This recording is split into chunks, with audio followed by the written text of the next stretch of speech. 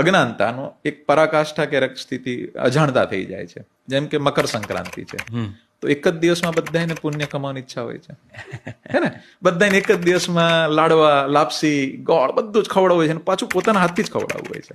એટલે હું આપના માધ્યમથી બધાને એક વિનંતી કરીશ કે બિલકુલ મકર સંક્રાંતિમાં સરસ રીતે દાન થવું જોઈએ.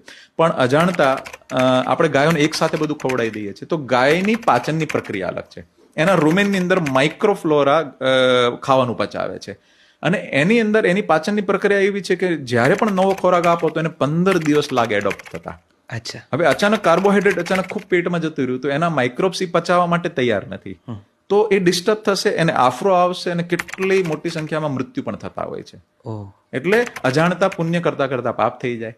એટલે અમે મકર સંક્રાંતિ માટે વિશેષ આપના માધ્યમથી બધાને વિનંતી કરીએ છીએ કે ગૌશાળા જે પણ રાખે અને જે લોકોને દાન પુણ્ય કરવું હોય તો જ્ઞાનથી ઉપર આવજો.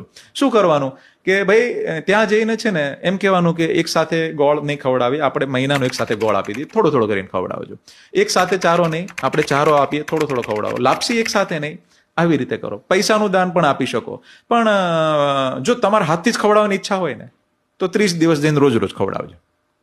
આપના માધ્યમથી એક બીજી વાત કહીશ બધા ગૌપાલકોને અને બધા શહેરવાસીઓને કે કોઈ પણ ચારો કે દાણ પણ ચેન્જ કરવું હોય ને તો પણ 15 દિવસ લાગે છે. આજે 5% બદલવાનું, પછી 5%, પછી 5%, 10 થી 15 દિવસમાં જે એડોપ્ટ થાય એ સારું પરિણામ હોય છે. ઘણી વખત શહેરોની ગાયો અચાનક બહાર કોઈ એક જગ્યાએ જાય ને અને મૃત્યુ થાય.